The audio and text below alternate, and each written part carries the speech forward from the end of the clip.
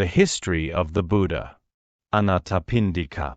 The first reigns after his enlightenment was spent by the Buddha at Benares.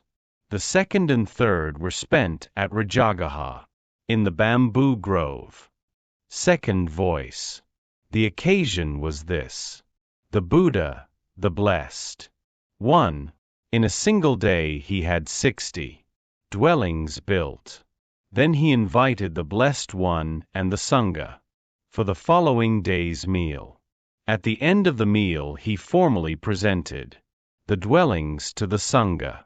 The merchant's sister was the wife of Anathapindika, who chose at the time to come to Rajagaha on some business or other. A Sangha of bhikkhus headed by the Buddha had been invited by the merchant for the following day. The merchant was directing his servants and retainers, now get up early, cook gruel and rice and sauces, make dessert sweets. They asked arbitrating officers whether it was taken or not. The arbitrators said, "As soon as you set a value on it, sir, it was taken." Then Anathapindika had gold brought in carts, and he had Jeta's grove covered with 100,000 gold coins spread over it. The gold they brought at first was not enough to complete it, and there was a small space near the gate that was left uncovered. Anathapindika ordered people to go and fetch gold to cover the space. Then it occurred to Prince Jeta, this can be no ordinary matter since Anathapindika is spending so much gold. He told Anathapindika, "Enough, householder, do not cover that space. Leave me that space. It shall be my gift." Anathapindika thought, this Prince Jeta is a prominent well-known person. It will be very good if such well-known people acquire confidence in the Dhamma and discipline. So he left that space for Prince Jeta, who had a gatehouse built on it. Then Anathapindika had dwellings erected in Jeta's grove. He had open terraces laid out. He had gates made, waiting halls put up, fire rooms, storehouses and closets built, walks leveled, well rooms prepared, baths constructed, bathrooms arranged, ponds excavated and pavilions raised.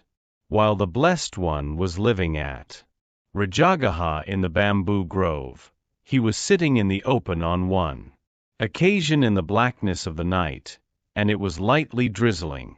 Then Mara the Evil One, who wanted to frighten him and make his hair stand up, assumed the form of a huge royal Naga serpent and approached the Blessed One.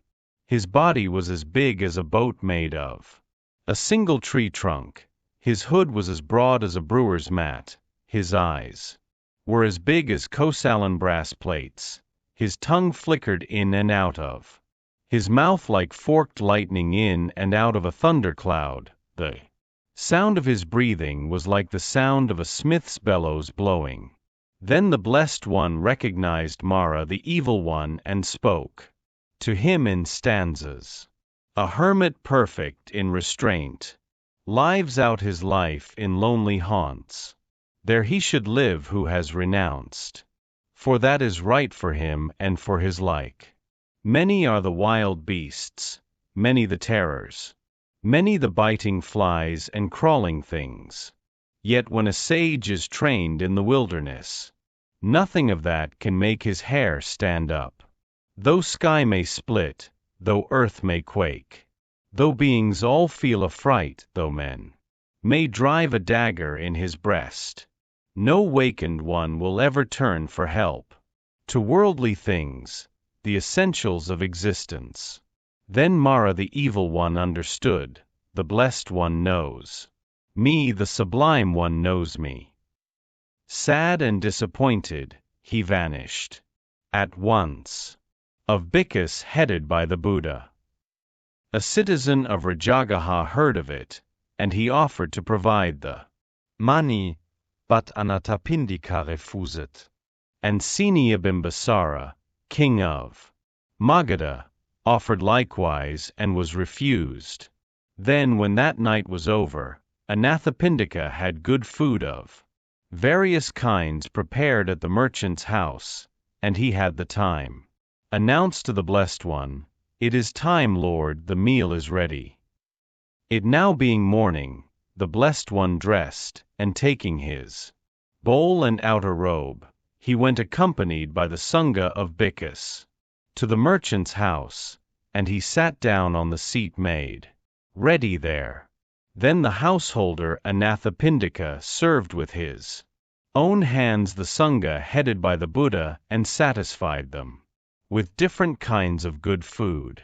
When the Blessed One had eaten, and no longer had the bowl in his hand, Anathapindika sat down at one side.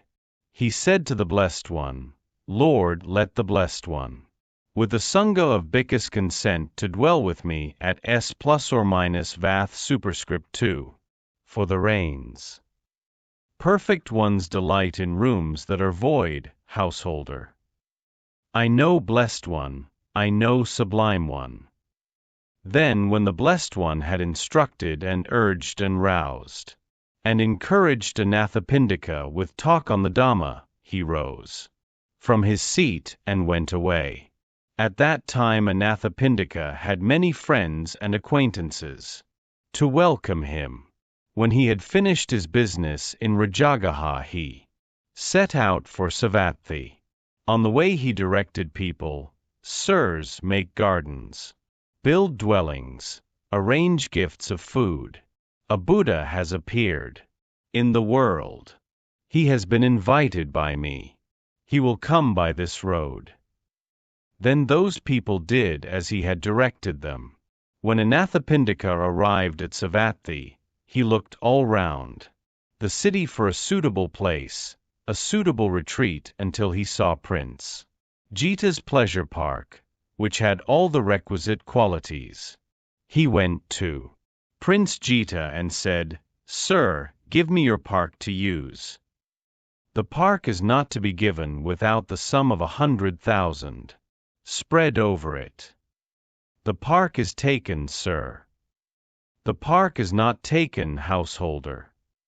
100 elephants, 100 horses, 100 chariots drawn by she-mules, 100,000 maidens decked with gems and earrings, all these are not even worth a 16th part of one step forward now. Go forward, householder, go forward. Better go forward than turn back. When the spirit had said this for the third time, darkness left him, and light was before him.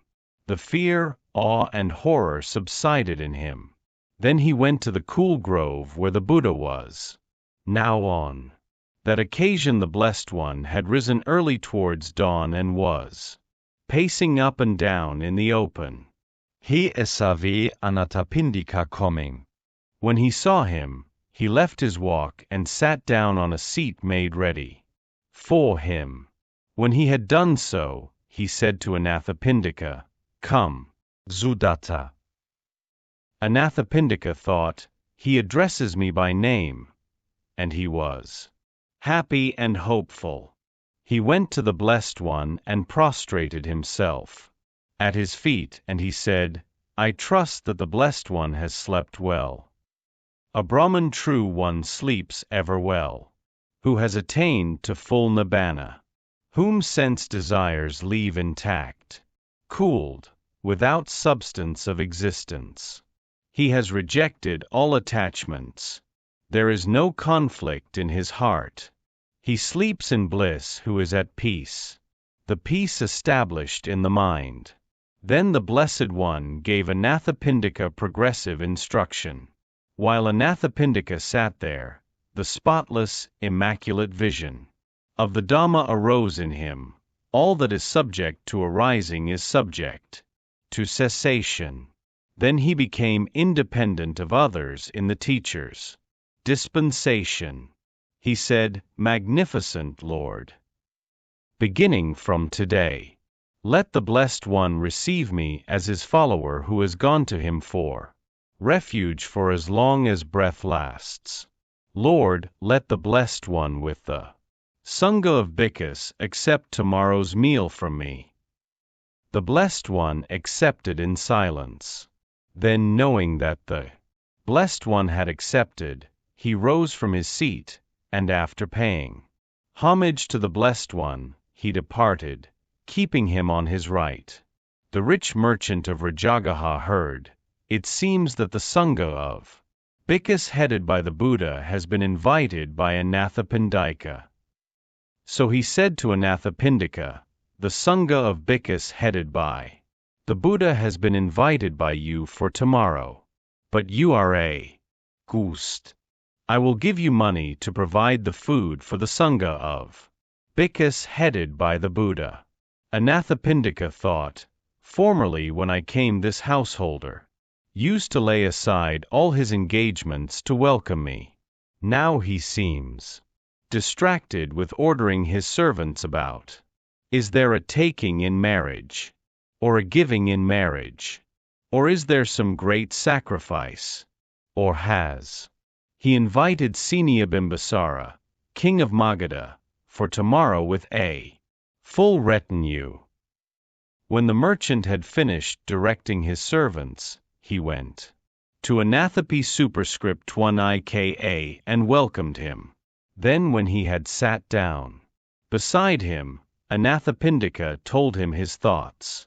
He replied, "There is no marriage, nor has the king been invited for tomorrow with a full retinue. But I have a great sacrifice. I have invited for tomorrow the Sangha of Bhikkhus headed by the Buddha, the Enlightened One." Do you say the Buddha? I say the Buddha. Do you say the Buddha? I say the Buddha. Do you say the Buddha? I say the Buddha. This news the Buddha is hard to come by in the world. Is it possible to go and see this Blessed One, accomplished and fully enlightened, now at this time?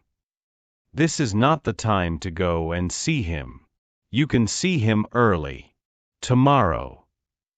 Then Anathapindika thought, early tomorrow I shall be able to see a Blessed One, accomplished and fully enlightened. He lay down thinking of the Buddha.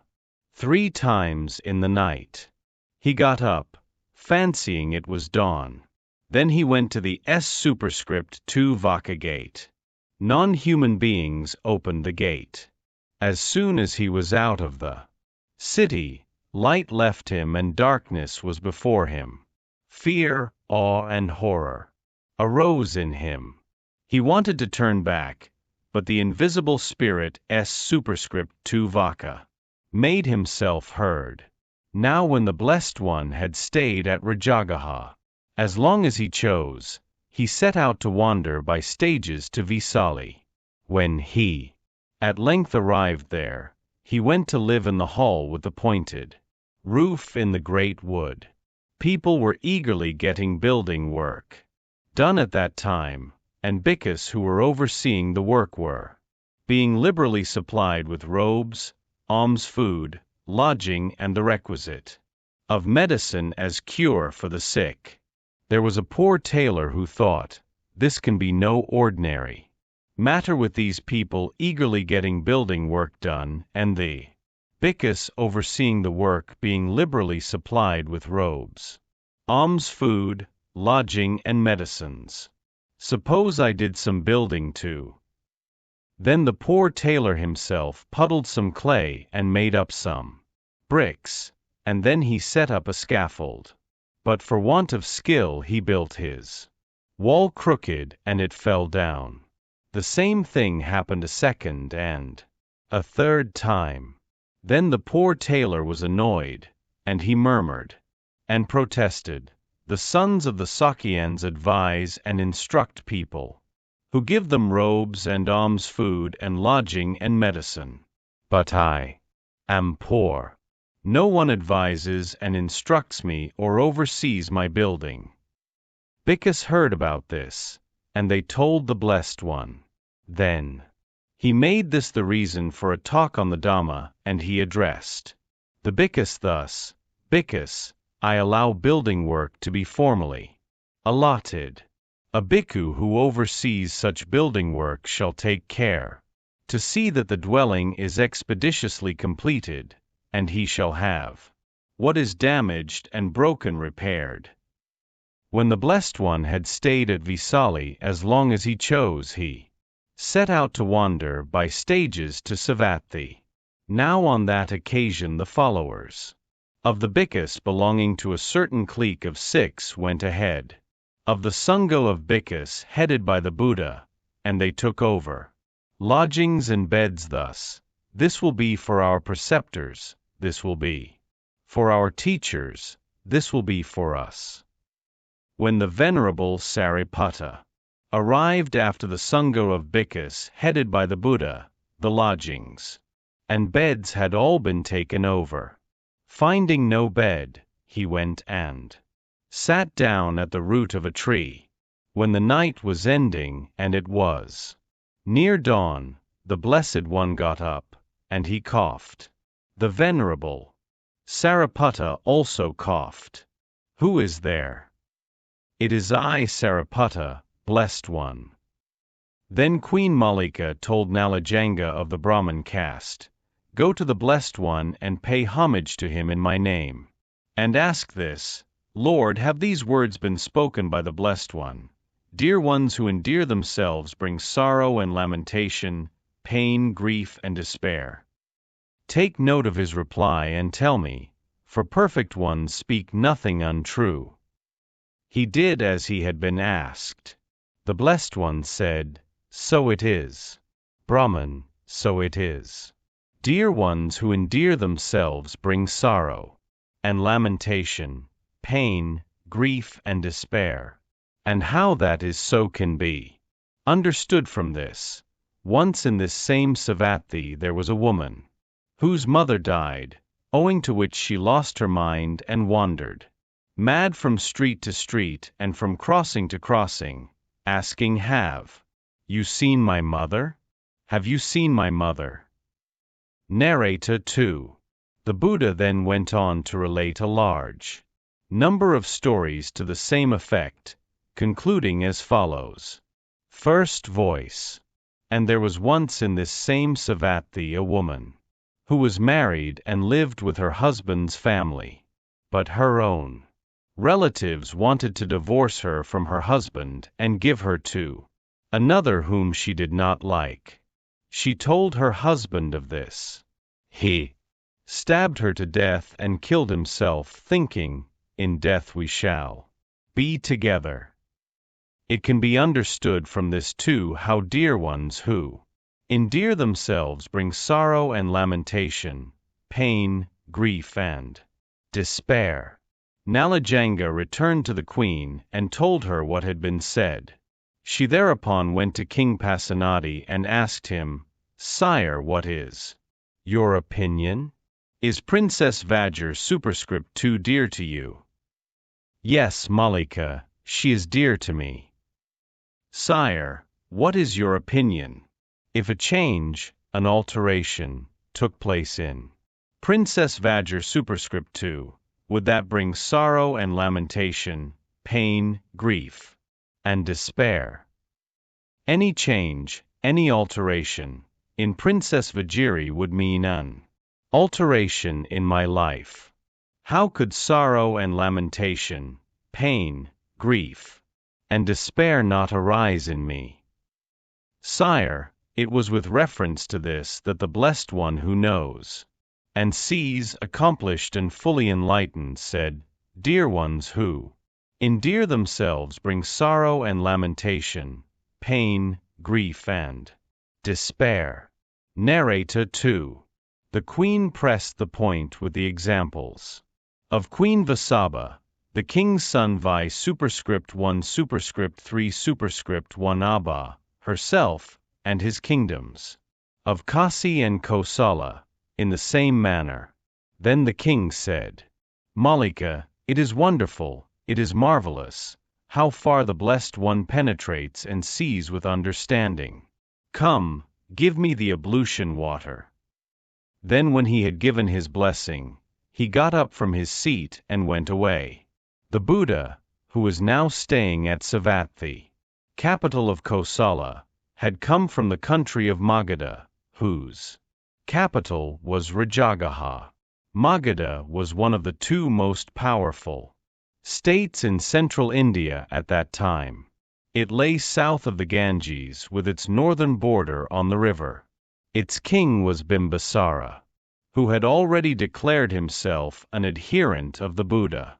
Bimbisara's brother-in-law, King Pasenadi, governed the other great kingdom, called Kosala, which stretched north from the north bank of the Ganges to the foothills of the Himalayas. King Pasenadi had, it seems, not so far met the Buddha. First voice. It was when the Blessed One was living at Savatthi that a dearly beloved only son of a citizen of Savatthi had died. The father went to the Blessed One, who said to him, "Householder, your faculties seem those of one out of his mind. Your faculties seem in no normal state." "How should my faculties seem in their normal state, Lord?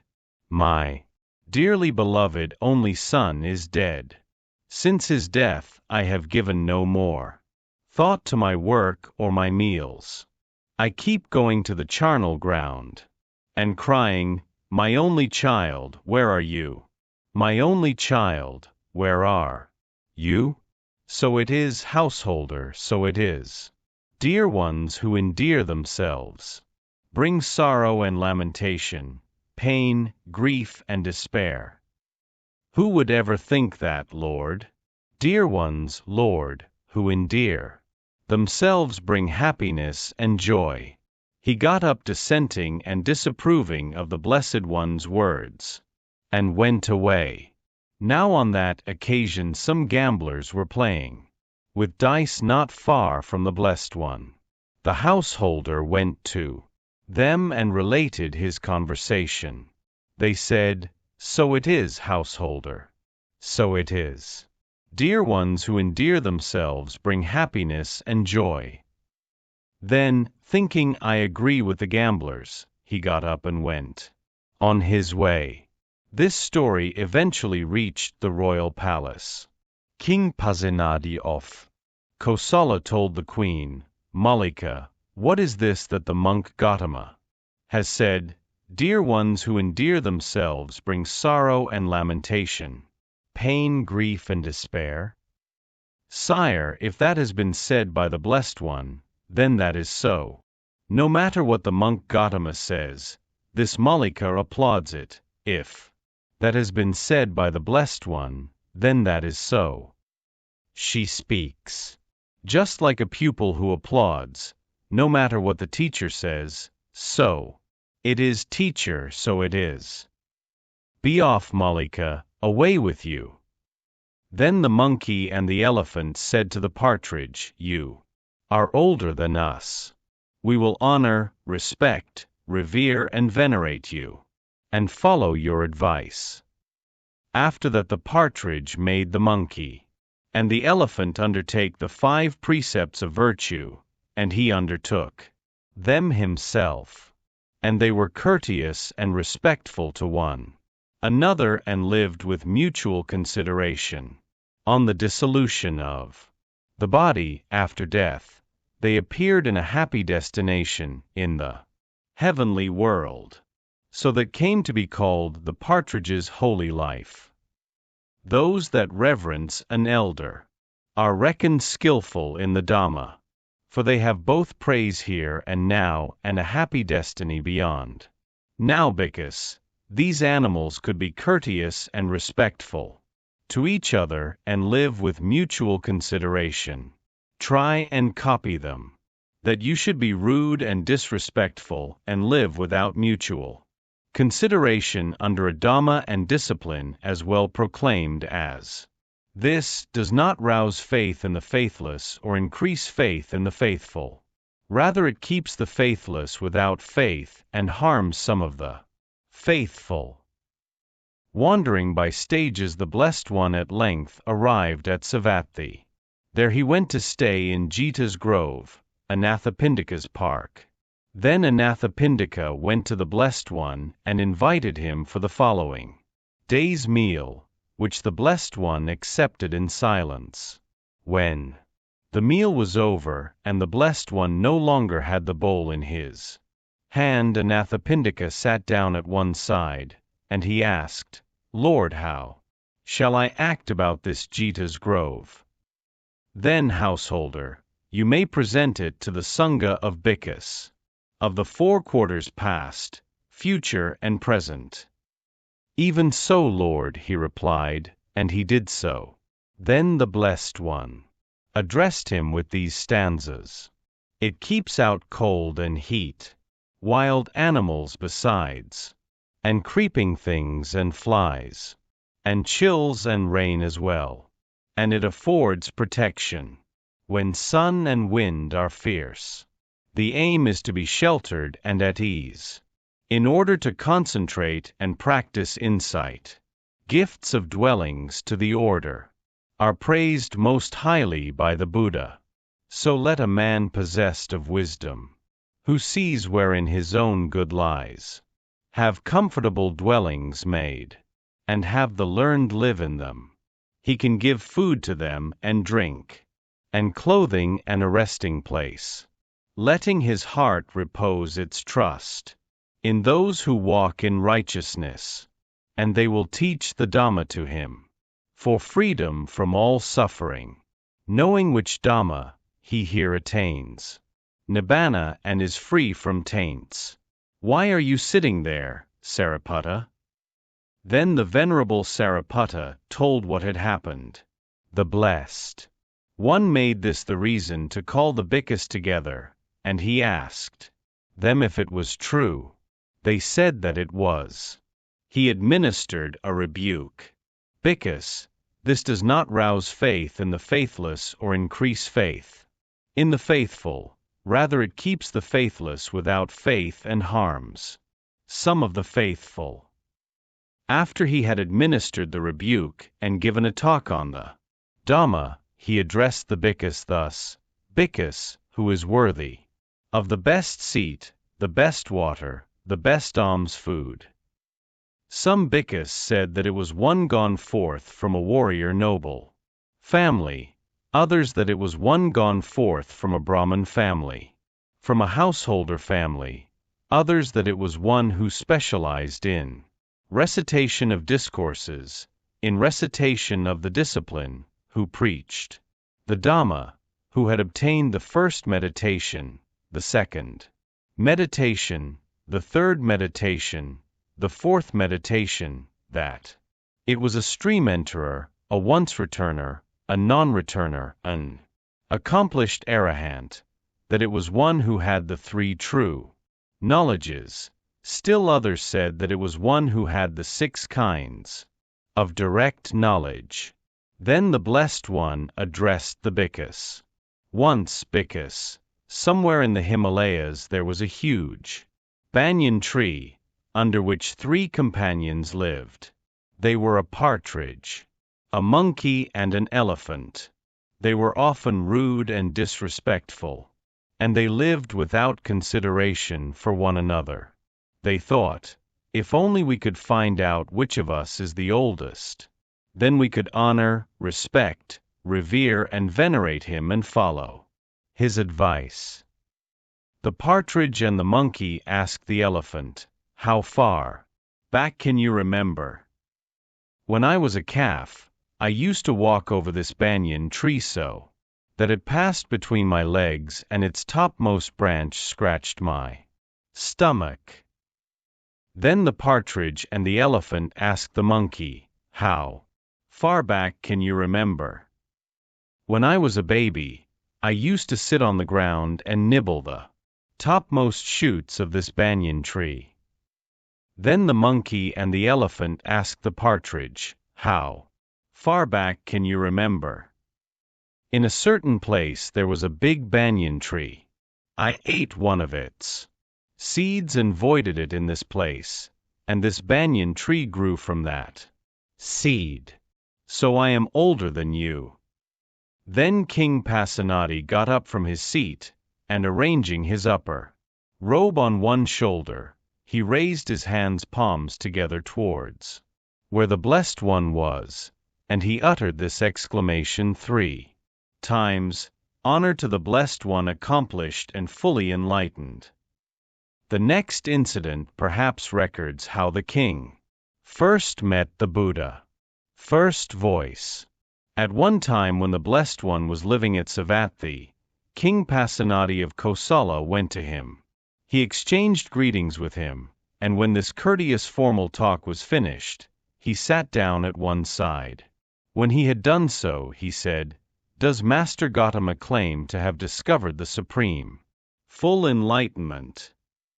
If great king, it can rightly speaking be said of anyone that he has discovered the supreme full enlightenment, then it is of me that can rightly speaking be said. But Master Gautama, there are these monks and Brahmins too, each with his order, with his group, leading a group, each a renowned and famous philosopher reckoned by many as a saint, I mean. Purana Kassapa, Makali Gozala, Ziniganta Netaputa, Zanyaya, Belahi Puta, Pakuda Kakayana, Ent Ayita Keza Kambali. Now, when I asked them if they claimed to have discovered the supreme, full enlightenment, they did not claim it. But how is this? For Master Gautama is both young in years and newly gone forth into homelessness. Great king, there are 4 things that should not be looked down upon and despised because they are young. What are the 4? They are a warrior noble, a serpent, a fire, and a bhikkhu. So the Blessed One said.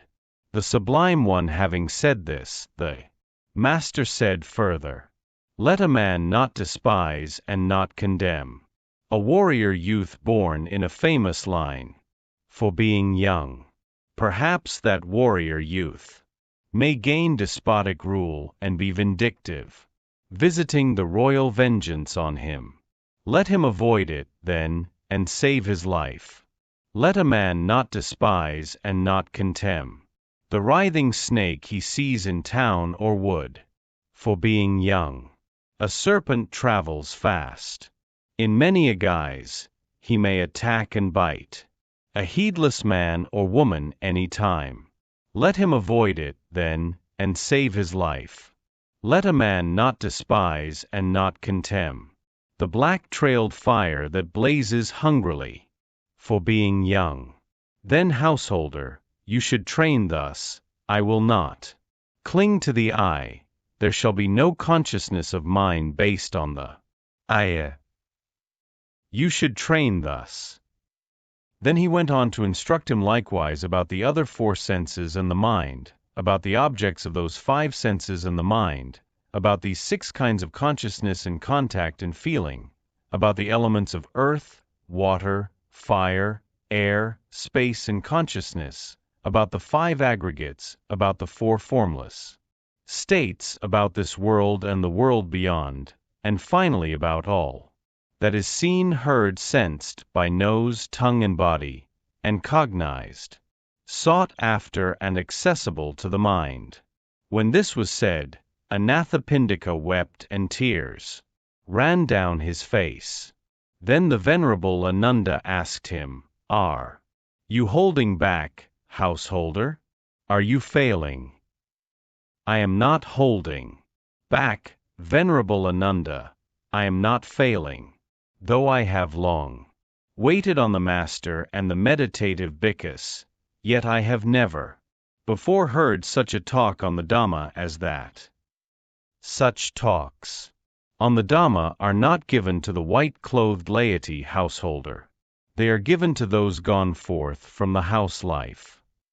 Nevertheless, Venerable Sariputta, let such talks on the Dhamma be given to them. There are some with little dust on their eyes who are wasting through not hearing such talks on the Dhamma. Some of then will gain final knowledge of the Dhamma. Anathapindika expired on the same day, and it is told how he was reborn in heaven as a stream enterer, with consequently not more than 7 rebirths before him. If it should find the fuel to grow and spread, it may attack and burn a heedless man or woman any time. Let him avoid it, then, and save his life. Though black-trailed conflagrations burn up woods, yet shoots appear when a few days have passed. But he whom virtuous bhikkhus fire shall burn 3 will lack offspring, no heirs will have his wealth. Such have, like palm stumps, neither child nor heir. So the wise man, perceiving his own good, will treat the serpent rightly, and the fire, the warrior noble, and the virtuous bhikkhu. When this was said, King Pasenadi said to the Blessed One, Magnificent Lord, let the Blessed One receive me as a follower who has gone to him for refuge for as long as breath lasts. The occasion was this. The Blessed One was living at Rajagaha in the bamboo grove, the squirrel sanctuary, at a time when residence in one place during the rains had not yet been made obligatory by the Blessed One. Bhikkhus went wandering in the cold season, in the hot season, and in the rainy season. People were annoyed, and they murmured and protested, how can these monks, these sons of the Sakyans, go wandering in all 3 seasons, trampling down the green grass, harassing one facultied life, and bringing harm to many little creatures? Even these other sectarians with their ill-proclaimed teaching do at least keep to their residence during the rains, and even these vultures that make their nests on the tree-tops do at least keep to their residence during the rains. But these Sakyan monks go wandering in all 3 seasons, trampling down the green grass, harassing one facultied life and bringing harm to many little creatures. Bhikkhus heard this. They told the Blessed One. He made this the occasion for a talk on the Dhamma, and he addressed the Bhikkhus. Thus, Bhikkhus, I allow a fixed residence for the rains. Although Anathapindika's death occurred much later, still an account of it is perhaps most appropriate here. Anathapindika in his last illness sent a message to the elder Sariputta asking him to visit him. Accordingly the 2 elders, Sariputta and Ananda, went to him. He told them how his sickness was worsening, and then the elder Sariputta instructed him as follows. The account just given has shown how the Buddha agreed to spend the rains at Savatthi. So if the traditional reckoning of the first 3 rains after the Enlightenment is correct, the 4th was spent in Jeta's grove. Here is a story that might belong to this period.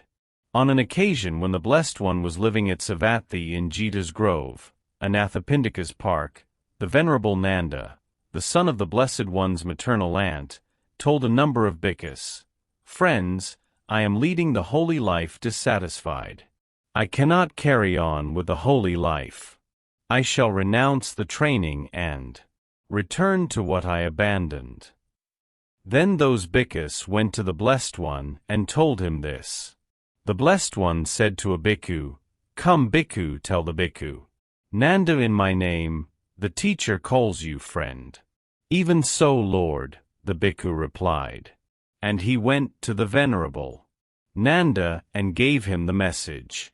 The Venerable Nanda went to the Blessed One, who asked him, Nanda, is it true as it seems that you are leading the holy life dissatisfied, that you cannot carry on the holy life, and that you will renounce the training and go back to what you abandoned? Yes, Lord. But Nanda, why is this? Lord, when I left to renounce the house life, the Sakyan beauty, Janapada Kalyani gazed after me with her hair partly held back, and she said, Come back soon, Prince. When I remember that, I lead the holy life dissatisfied. Then the Blessed One took the Venerable Nanda by the arm, and, as quickly as a strong man might extend his flexed arm or flex his extended arm, they vanished in Jeta's grove and appeared among the deities of the 33. Now on that occasion 500 nymphs with doves' feet had come to wait upon Sakka, ruler of gods. The Blessed One asked the Venerable Nanda, Nanda, do you see those 500 nymphs with doves' feet? Yes, Lord.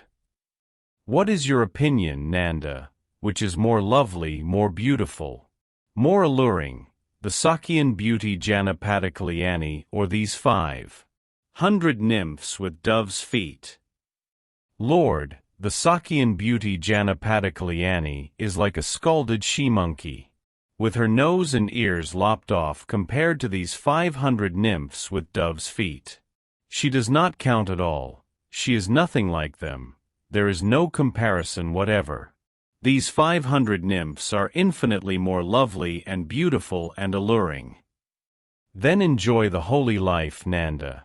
Enjoy it, and I guarantee your obtaining 500 nymphs with doves' feet. Lord, if the Blessed One guarantees my obtaining that, then I shall enjoy the holy life. Then the Blessed One took the Venerable Nanda by the arm and, as before, they vanished in the heaven of the 33 and reappeared in Jeta's grove. Bhikkhus hört. It seems that the Venerable Nanda is living the holy life for the sake of nymphs, for it seems that the Blessed One has guaranteed his obtaining 500 nymphs with doves' feet. Then his friends among the bhikkhus treated him as a hireling who had sold himself. The Venerable Nanda is a hireling, it seems, who has sold himself, since he leads the holy life for the sake of nymphs. The Blessed One, it seems, has guaranteed his obtaining 500 nymphs with doves' feet. He became humiliated, ashamed and dismayed at his companions' words. So he went to dwell alone and withdrawn, diligent, ardent and self-controlled, till by realization himself with direct knowledge he here and now entered upon and abode in that supreme goal of the holy life for the sake of which clansmen rightly go forth from the house life into homelessness. He knew directly. Birth is exhausted, the holy life has been lived out, what was to be done has been done, there is no more of this to come. And the Venerable Nanda became one of the Arahants. When the night was well advanced, a deity of outstanding beauty, illuminating the whole of Jeta's grove, went to the Blessed One, and after paying homage, stood at one side. The deity said, Lord, the Venerable Nanda, the Blessed One's half-brother, his mother's sister's son, has, by realization himself with direct knowledge, here and now entered upon and dwells in the deliverance of mind, and deliverance by understanding that are taintless with exhaustion of taints. And the knowledge of that fact was in the Blessed One too. At the end of the night, the Venerable Nanda went to the Blessed One. He said, Lord, in so far as the Blessed One guaranteed my obtaining 500 nymphs with doves' feet, I release him from that promise. I had already read your mind with my mind, Nanda. Also deities had told me this. So when your heart was freed from taints, I was already then released from my promise. And knowing the meaning of this, the Blessed One uttered this exclamation. When a bhikkhu has crossed the slough, and crushed the thorn of sense desires, and reached destruction of delusion, pleasures and pains will shake him not. The next rains, the 5th, was spent at Vesali, the capital of Videha, a country on the southeast flank of Kosala and on the north bank of the Ganges. It was a confederacy ruled by an oligarchy, not a monarchy. In the months that followed, King Suddhodana fell sick, and he died an arahant. The Buddha again visited his native city. The occasion was this. The Buddha, the Blessed One, was living among the Sakyans in Nigrada's park at Kapalavathu. Mahapajapati Gautami went to him. She paid homage and stood at one side. Then she said, "Lord, it would be good if women could obtain the going forth from the house life into homelessness in the Dhamma and discipline declared by the Perfect One." Enough, Gautami. Do not ask for the going forth from a house life into homelessness for women in the Dhamma and discipline declared by the Perfect One. She asked a second and a third time and was refused. Then she thought, the Blessed One does not allow it, and she was sad and eyeing him on her right. Now when the Blessed One had stayed at Kapalavathu as long as he chose, he set out to wander by stages to Vesali. When he eventually arrived there, he went to live in the hall with the pointed roof, in the great wood. Meanwhile Mahapajapati Gautami had her hair cut off and put on the yellow robe. With a number of Sakyan women she set out for Vesali. On arrival, there she went to the hall with the pointed roof in the great wood, and she stood there outside the porch. Her feet were swollen, her limbs covered with dust, and she was sad and unhappy, with tears on her face and sobbing. As she stood thus, the Venerable Ananda saw her. He asked her, "Gautami, why are you standing outside the porch like this?" "Lord Ananda, it is because the Blessed One does not allow the going forth for women in the Dhamma and discipline declared by the Perfect One." "Then, Gautami, wait here till I ask the Blessed One about this." The Venerable Ananda went to the Blessed One and told him what had happened, and he said, "Lord, it would be good if women might obtain the going forth from the house life into homelessness in the Dhamma and discipline declared by the Perfect One." Enough, Ananda. Do not ask for the going forth from the house life into homelessness for women in the Dhamma and discipline declared by the Perfect One. He asked a second and a third time and was refused. Then he thought, the Blessed One does not allow it. But suppose I asked the Blessed One in another way? Then he said, "Lord, are women capable, after going forth from the house life into homelessness in the Dhamma and discipline declared by the Perfect One, of realizing the fruit of stream entry or once return or non-return or arahantship?" They are, Ananda. If that is so, Lord, then since Mahapajapati Gautami has been exceedingly helpful to the Blessed One when as his mother's sister, she was his nurse, his foster mother, his giver of milk she suckled the Blessed One when his own mother died. Since that is so, Lord, it would be good if women could obtain the going forth. Ananda, if Mahapajapati Gautami accepts 8 capital points, that will count as her full admission. These are the 8 points.